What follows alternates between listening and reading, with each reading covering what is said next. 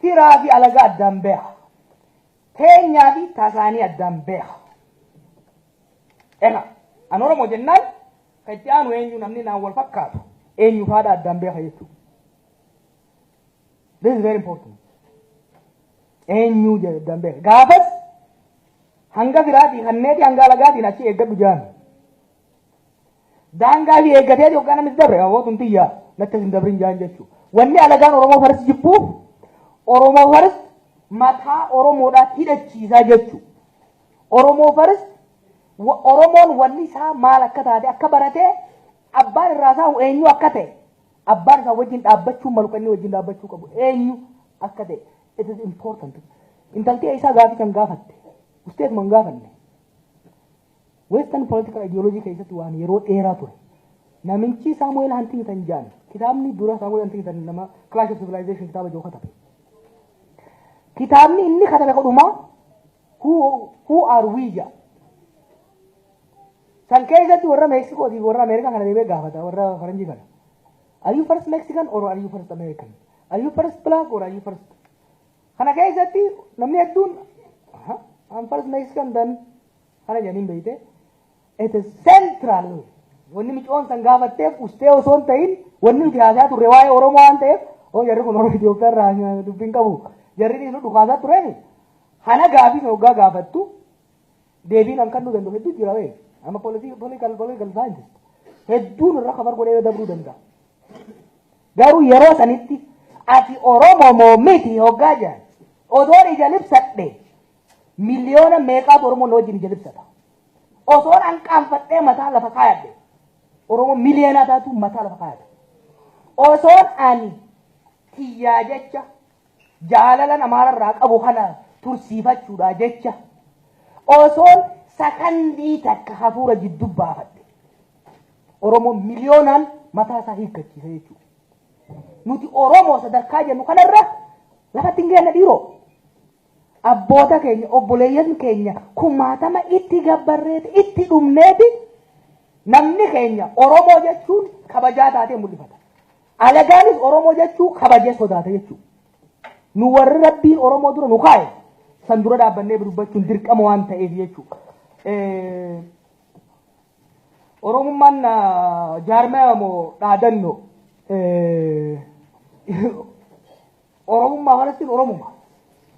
Wanni amma godhu jirru egaa jarri nu waan dhaadannu nu kanne dhaadannee manatti hin gallu sirbinee manatti hin gallu itti fayyadamneeti Oromoo addaan facaate sana walitti deebifne waan tokkos irraa buufne jennee socho'uu jirre jechuudha. Oromoo falastiin wanni isiin barbaadu waan tokko Oromoon wama fedhee haa ta'u murna fedhe keessa haa jiraatu siyaasa fedhe wajjin haa jiraatu lafa fedhees haa galu humna qabuun waan danda'uun akka fedhii isaatiin Oromoodhaa gumaachuu qaba. Kanammoo namoota keenya irra deemnee jaarree Oromoon yoo rakkate manaa fi mageessuu haa taatu miidiyaa jaaruu fi haa taatu qabsoo biyyaa gargaaruu haa taatu garuu mammaraanu Oromoo biyya alaa jirtu tana dirqama beekaa nama xiqqaa biyya alaa kan jiru Oromoon tun parsan 0.5 waan ta'u natti hin fakkaatu. Ba'aan nurra jirtu waan xiqqoo miidhiiroo. Ganda keenya heesaa kana nurra dhuferra anaaf Nasiiris biyya alaa jira nama lama sadii gandi sun hundi gandi magaalaa gandi wanta dhadheenis ni hima nu warri biyya alaa jiru ahoo Jawaar bar duriyyee ta'e Ameerikaa keessa deeman dhugaa jiran ijoolleen jalaa dhuftu hundi lafa laalti ahoo bar Jawaar akkasii baratee Kolumbiyaa jiru dhugaa jiran ijoolleen hedduutu mana barnootaa jiru Jawaarii fi Nasiir akkana wallola dhugaa jiran ganda keenya wallola achitti. Barjarri sun shariika addaan hin bahu wal deeggaran wal jajjabeessa yoo jedhan warra keenya ka dubaabee wal jabeessa. Nu warri ala jirru kanarra fuulleeffachuudha qabna jechuudha. Kanarratti dalaguudha qabna. Wanni reefu isin waywaachaa tures wanni ammas irra deebi'u nuti warri biyya alaa jirru dirqama guddaadha qabna. Dirqamni dura akka nama tokkotti barnoota keenya jabaanne dalagaa keenya jabaanne waan ummanni keenya achi biraa dhiifne karoorroo jala jiru ka osoo qabu hiyyoomu nurrallee harkachuu baatu bara awoo bar gurbaan keenya tokko miliyooneera sumnillee kan nuufii baattu obboleessi keechiin ibdaate jechuudha. Siigalee ummata akkasii ta'uudha qabna. Kanarratti anaas taatee ijoolleen hedduun namni keenya biyya alaa jiru kun akkuma ijoolleen keenya sanatti ifiifis akka danda'u akka dagaagu yaada kan nuufi qabna akka wal gargaaru haala mijeessuu qabna jedha. Lammaffaa qabsoo biyya jirtu leecalloon haa taatu yaadaan haa taatu gama miidiyaatiin akka deeggaruuf bifa san ijaaramuu qaba. Asirratti beekumsa hayyoota keenya kan ogeeyyoota keenya walitti illee ummata keenya dhaynee ummata keenya kana dalaysiifnee wajjin dalaguu qabna. Kana jechuun Oromoo Faristiin dhaadannootii dalagaas jechuudha. Sochii musliimotaa irratti ati kaafte sochiin kun gaa sochii mirga amantii fiidhaa kabachiisuudhaaf eegalame. Sochii kan akkuma beektan anis gargaaraatiin ture gama yaadaatiin irraa hubadhu. Wanni irraa hubadhu akkaan beekutti agartee mallasaan maal barbaade waggaa qabsoota eegalu waggaa duula kan uummata musliimaa irratti eegalu wanni inni barbaade maali? Humni shoororkaa islaamaa tokko Itoophiyaa keessatti akka uumamu barbaade. Humni shoororkaa tokko biyya san keessa yoo uumamu taate duraan maqaa Somaaleetiin nyaata Somaalee Keenyaa irraa fudhatte Itoophiyaa keessatti yoo uumamuuf taate keessattuu immoo Oromoo sana keessa yoo uumamuuf taate doolaarri asii dhaqu kun Chaayinaanis itti xiixa asiinis itti xiixa san barbaade jechuudha. Jeequmsa uumuudhaaf waan hin goone qabu mootummaan. Kanaaf tarsiimoon ijoolleedhaa waan fedhe dhufa malee jeequmsatti hin seennuu ka jedhu. Arsii lixaa irratti ajjeechaan godhame sun deliberately bikki itti godhanis dhaqxanii ilaaluu qabdan. Bikka madaan Minilik irraan fayyin. Bikka Haayila Sillaaseen madaa san irratti mukatti suuqe. Warri naannoo sanii dhufte yoo beektan. Warri har'aa maqaa amantii isaatiin falmee dhume kun 1992 openly wal afuufee mootummaa kana wajjin. Warra tuqaadhaaf madaa hedduu waan qabuuf tuqaa waan hin dandeenyeef yoo tuqne laaftutti jeequmsa nayidha. Jeequmsa yoo kana taate biyyittii hundi jeequmsa seentii gaafas shoororkaan uumamte yaade jirurraa ka'e kan dookumantiidha qaba jechuudha. Dookumantii istiraatiijii dookumantii mootummaan qabu. Kanarraa ka'ee hooggannanii fi warri waan kana geggeessu tarkaanfii fudhatan. Finfinnee keessa waraana fidee gadi naqe jechuudha. Kanaaf gama dhaabbilee siyaasaa isaanummaan osoo deebisan wayya alatti akkuma reefu jedhe waa shan qofa dalaguu dandeenya. Namni biyya alaa jiru whether you are Arman, Syrian, Iraqi, Eritrean, Sudanese qabsoo bilisummaatiif waan shan dalaguu dandeenya. Haduraa leecalloo horii jechuudha. Kalammataa odeeffannoo miidiyaadha. Ka sadaffaa beekumsa kennuudha.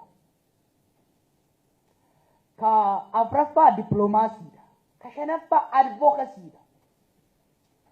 Shanan kun biyya tabuu keessatti shanan kun siivil soosaayitiidhaan malee poolitikaal soosaayitiidhaan hin dalagaman. Siyaasaa keessatti humna lamaatu hirmaata. Political society warra political party, civic society jaarmayoota hawaasaa jechuudha. Democratic Party fi Republican Party wanni isaan dalagan fi wanni American Civil Liberties Union dalagu adda adda. Qabsoo sabaa keessatti jaarmayni siyaasaa wanni dalagu waamata akka boo cabsee cabuudha. Ummata gurmeessee biyya keessatti ummata wajjin diina ajjeesee ummata irraa kaasu. Shananiin isiniin jeetana dalagaa manguddoon, dalagaa hayyoonni, joornaalistoonni dalagan. Biyya alaa kanatti shanan kana dalaguu qabna. Biyya alaatti jaarmayni jiraatee waan takka dalaguu hin danda'u. Nothing. Wannummaan nuti asitti jeeqamnee adda dhumneefu by nature political party biyya alaatti waan takka dalaguu hin danda'u. Biyya alaatti waa dalaguu kan danda'u jaarmaya dargaggoota, masjiddan, churchii, waldaa dubartoota, waldaa hayyoota, waldaa abbootii qabeenya dhuunfaa kanaa dalaguu danda'a jechuudha. Kanarratti fuulleffachuu qabna. Warri gama siyaasaatiin Oromoodhaaf falmuu barbaanna jahan wanni ala kanaa dachi dhiphisanii illee hin jiru. Kanaaf dirree falmaatitti galuu falmaa waggaa jedhan dirreedha barbaachisa dirreetti galuudha isaan barbaachisa. Rakkoo gama murnootaatiin jiru akkamitti dalagatti yoo seennanii fidnaan jedhan akkaminnaan jedhan murnoonni wanni akkanatti baay'ataniif nama itti haasayan qaban. Nama itti haasayan. Namuu yoo dalagaatti jiraate warri murnaa kun hedduun barleessi. Sigalee dalagaatti yoo seentanii isin tokkummaa teessan yoo jabaattan tokkummaan teessan immoo tokkummaa wal gargaaruu wal barbaaduu wal jaalachuurra hundooyte yoo taate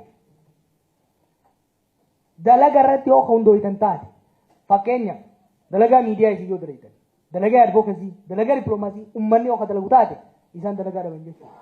Yoo isin jabaattanii as baatan jarri sunis jajjabaatu isin keessaas ba'ee waa dalaguudha ta'a. Kanaaf rakkoo murnoota furuu ka dandeenyu siyaasaan Oromoo gama dalagaatti akka deemtu yoo jijjiirre jechuudha.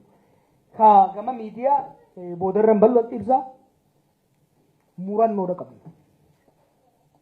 Yoo xiqqaate miidiyaa hoggaa alagaan achi nutti as lallabdi itti achi lallabu. Hoggaa isaan haqa keenya jeellisan haqa keenya sirreessu. Afaan isaaniitiin kattimu, afaan keenyaan kattimu, afaan alagaatiin kattimu. Ka Oromoon cufti keessatti ifa agartu, ka ittiin boontu jaaruudhaaf kana akka nam tokkootti waadaan isinii gala.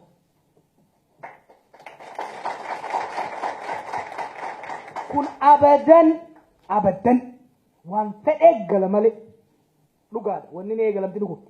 Yoo eegallee kufnes kaaneetuma bakkaan geenye malee. Kaamineetuma bakkaan geenye malee. Yaadni amma nu qabnu qophii sa'a 24 saatalaayitii fi shoortii dabru qopheessuudha. San yoo dadhabne ka guyyeetti sa'aa takka dabru garuu immoo sa'aa takkitti san ka onne isin ga'u isin quubsu dalaguu hanga san dalaynutti barnootaan keessa jiruun dhiisa malee duuban deebi'u. Ijoollee wajjin dalagaa jiru sana hojjetu.